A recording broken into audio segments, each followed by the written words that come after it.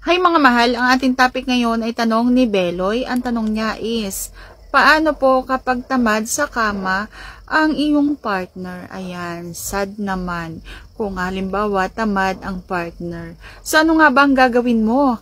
Kung gusto mo nga maging masipag kahit papaano or kahit kaunti ang iyong partner para masatisfied ka naman.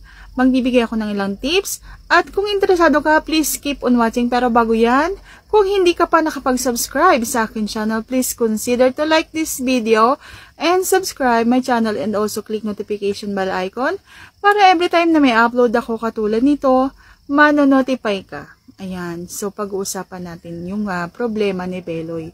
So para sa akin, uunahan ako ng partner ko. So, syempre, gagawin niya lahat ng magpapaligaya sa akin. Umpisahan niya sa romansang the best. Yung romansang hindi ko makakalimutan.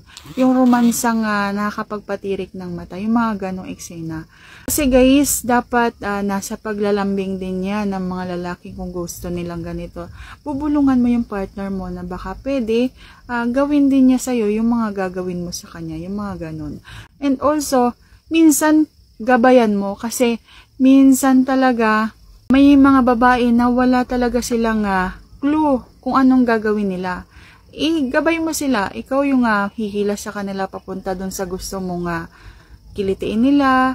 Ikaw yung magsasabi sa kanila na ganitong gawin mo, ganyan, ganyan. So ganon, alalayan mo sila kasi may mga babae talaga na walang alam sa mga ganyan.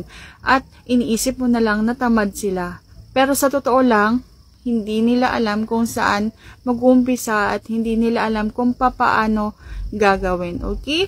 Lalo-lalo na takot silang masaktan ka. Halimbawa namang gusto mong ipakain yung team mo sa kanila, takot yan sila. Next na pwede mong magawa is pwede kayong sabay na manood ng mga adult videos at sabihin mo sa kanya na parang masarap maranasan yung ganito. Yung daanin mo sa karinyo, daanin mo sa lambing. Paano mo ba siya napasagot dati? Ganun. At tiyagaan mo na lagi mong sasabihin sa kanya na gusto mo yung maranasan yung ganong bagay. Okay? Kasi minsan talaga nahihiya lang yung partner nating kumilos kasi baka ma-disappoint ka, yung ganon, yung sobrang laki na expectation mo para sa kanya, tapos yung performance pala niya is low. Okay? So, dapat dadahan-dahanin mo ang isang babae na gusto mo yung ganitong bagay, pero sasabihin mo rin sa kanya na okay lang kung ganun lang yung magagawa mo, okay lang na dadahan-dahanin mo lang kasi nag-aaral ka pa lang, okay lang na hindi ganun ka perfect yung performance na magagawa mo, basta maranasan ko.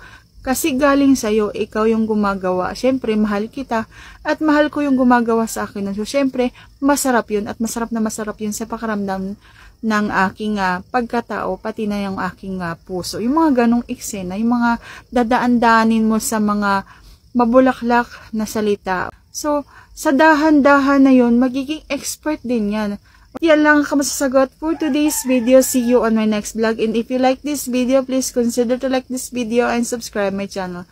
Thank you for watching. See you on my next vlog.